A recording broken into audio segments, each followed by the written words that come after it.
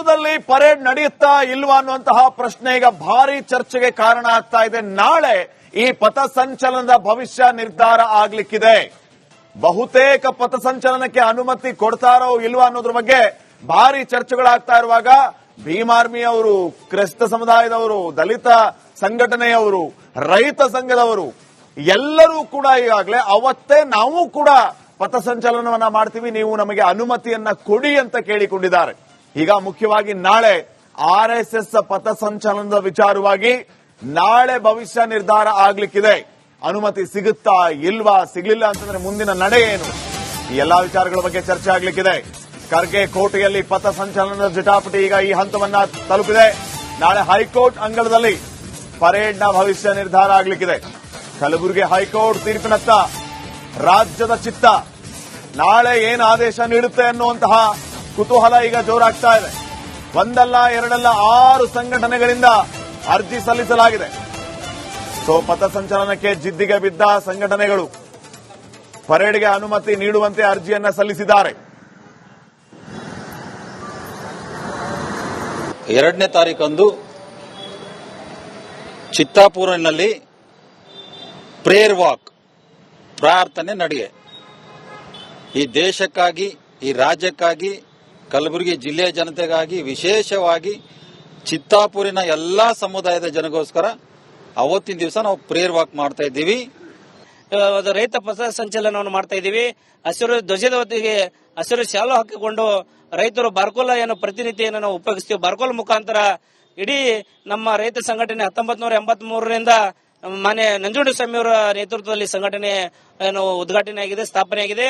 ಹಾಗಾಗಿ ಸಂಘಟನೆ ಒಂದು ಸಿದ್ಧಾಂತದ ಮುಖಾಂತರ ಸಂಘಟನೆ ಯಾವುದೇ ಕಾನೂನು ಬಾಹಿರವಿಲ್ಲದೆ ನಾವು ಬಹಳ ಅತ್ಯುತ್ತಮವಾಗಿ ಹೋರಾಟ ಮಾಡಲಿಕ್ಕೆ ನಮ್ಮ ಸಂಘಟನೆ ಈಗಾಗಲೇ ನಾವು ತಯಾರಾಗಿದ್ವಿ.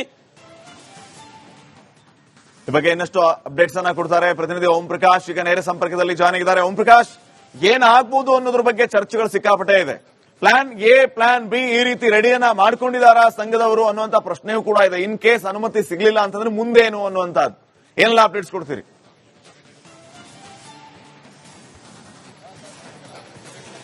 ಶ್ರೀಪಾದ, ಸಚಿವ ಪ್ರಿಯಾಂಕ್ ಖರ್ಗೆ ಸ್ವಕ್ಷೇತ್ರದಲ್ಲಿ ಪಥಸಂಚಲನದ ಕಿಚ್ಚು ಜೋರಾಗಿರುವಂತದ್ದು. ಈಗಾಗಲೇ ಪಥಸಂಚಲನ ಅಖಾಡಕ್ಕೆ 6 ಸಂಘಟನೆಗಳು ಎಂಟ್ರಿ ಆಗಿರುವಂತದ್ದು. ನವೆಂಬರ್ 2ರಂದು ಪಥಸಂಚಲನ ಮಾಡ್ತೇವೆ ಅನ್ನುವಂತ ನಿಟ್ಟಿನಲ್ಲಿ ಆರ್ಎಸ್ಎಸ್ ಏನು ಅರ್ಜಿಯನ್ನ ಸಲ್ಲಿಕೆ ಮಾಡಿತ್ತು. ಆರ್ಎಸ್ಎಸ್ ಸಲ್ಲಿಕೆ ಮಾಡಿದ ಅರ್ಜಿಯ ಬಳಿಕ ಇದೀಗ ಮತ್ತ5 ಸಂಘಟನೆಗಳು ಎಂಟ್ರಿ ಆಗಿರುವಂತದ್ದು.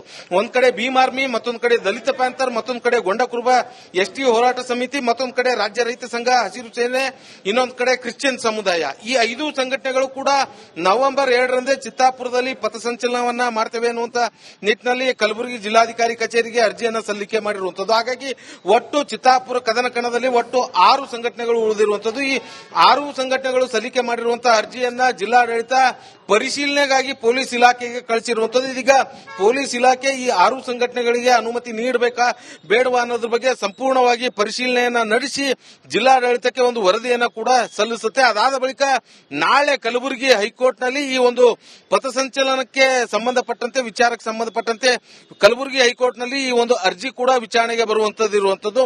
ಮಧ್ಯಾಹ್ನ 3 ಗಂಟೆ ಸುಮಾರಿಗೆ ಆರ್ಎಸ್ಎಸ್ ಸಲ್ಲಿಸಿರುವಂತಹ ಅರ್ಜಿ ಕಲಬುರಗಿ ಹೈಕೋರ್ಟ್ನಲ್ಲಿ ಮಧ್ಯಾಹ್ನ 3 ಗಂಟೆಗೆ ವಿಚಾರಣೆಗೆ ಬರಲಿದೆ.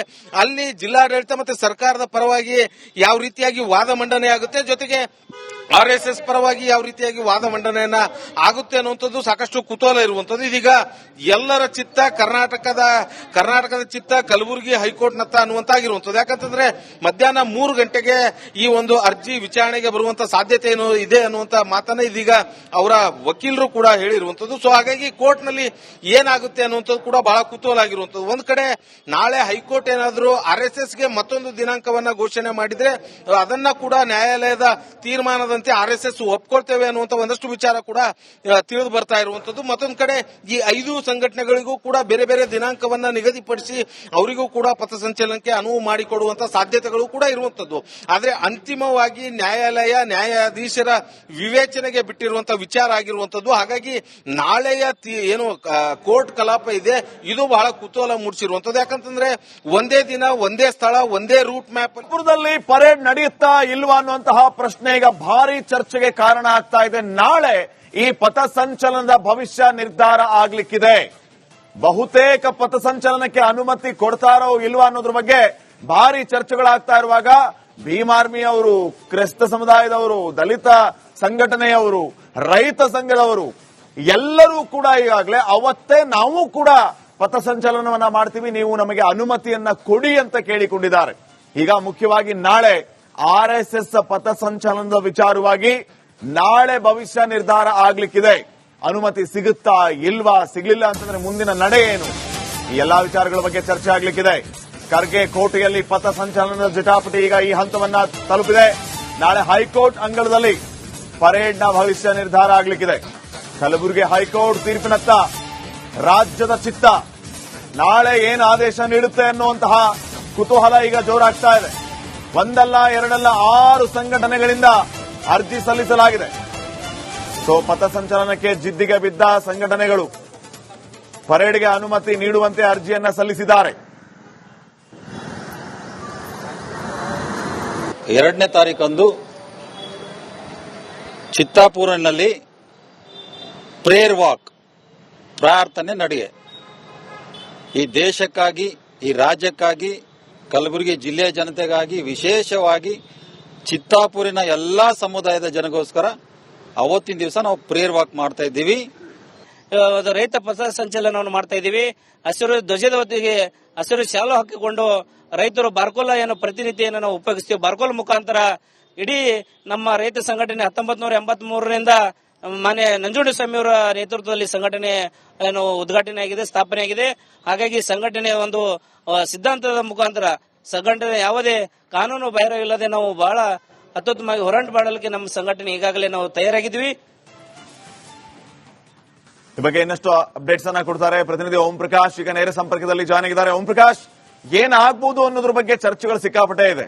ಪ್ಲಾನ್ ಎ, ಪ್ಲಾನ್ ಬಿ ಈ ರೀತಿ ರೆಡಿಯನ್ನ ಮಾಡ್ಕೊಂಡಿದ್ದಾರಾ ಸಂಘದವರು ಅನ್ನುವಂತ ಪ್ರಶ್ನೆಯೂ ಕೂಡ ಇದೆ. ಇನ್ ಕೇಸ್ ಅನುಮತಿ ಸಿಗ್ಲಿಲ್ಲ ಅಂತಂದ್ರೆ ಮುಂದೇನು ಅನ್ನುವಂಥದ್ದು ಏನೆಲ್ಲ ಅಪ್ಡೇಟ್ಸ್ ಕೊಡ್ತೀರಿ?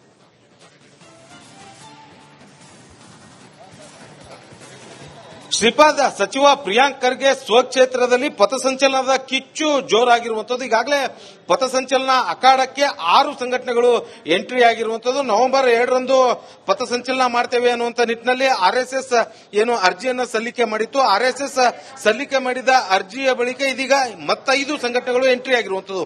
ಒಂದ್ ಕಡೆ ಭೀಮ್ ಆರ್ಮಿ, ಮತ್ತೊಂದು ಕಡೆ ದಲಿತ ಪ್ಯಾಂಥರ್, ಮತ್ತೊಂದು ಕಡೆ ಗೊಂಡಕುರುಬ ಎಸ್ಟಿ ಹೋರಾಟ ಸಮಿತಿ, ಮತ್ತೊಂದು ಕಡೆ ರಾಜ್ಯ ರೈತ ಸಂಘ, ಹಸಿರು ಸೇನೆ, ಇನ್ನೊಂದು ಕಡೆ ಕ್ರಿಶ್ಚಿಯನ್ ಸಮುದಾಯ. ಈ 5 ಸಂಘಟನೆಗಳು ಕೂಡ ನವೆಂಬರ್ 2ರಂದೇ ಚಿತ್ತಾಪುರದಲ್ಲಿ ಪಥಸಂಚಲನವನ್ನ ಮಾಡ್ತೇವೆ ಅನ್ನುವಂತ ನಿಟ್ಟಿನಲ್ಲಿ ಕಲಬುರಗಿ ಜಿಲ್ಲಾಧಿಕಾರಿ ಕಚೇರಿಗೆ ಅರ್ಜಿಯನ್ನ ಸಲ್ಲಿಕೆ ಮಾಡಿರುವಂತದ್ದು. ಹಾಗಾಗಿ ಒಟ್ಟು ಚಿತ್ತಾಪುರ ಕದನ ಕಣದಲ್ಲಿ ಒಟ್ಟು 6 ಸಂಘಟನೆಗಳು ಉಳಿದಿರುವಂತದ್ದು. ಈ 6 ಸಂಘಟನೆಗಳು ಸಲ್ಲಿಕೆ ಮಾಡಿರುವಂತಹ ಅರ್ಜಿಯನ್ನ ಜಿಲ್ಲಾಡಳಿತ ಪರಿಶೀಲನೆಗಾಗಿ ಪೊಲೀಸ್ ಇಲಾಖೆಗೆ ಕಳಿಸಿರುವಂತದ್ದು. ಇದೀಗ ಪೊಲೀಸ್ ಇಲಾಖೆ ಈ 6 ಸಂಘಟನೆಗಳಿಗೆ ಅನುಮತಿ ನೀಡಬೇಕಾ ಬೇಡವಾ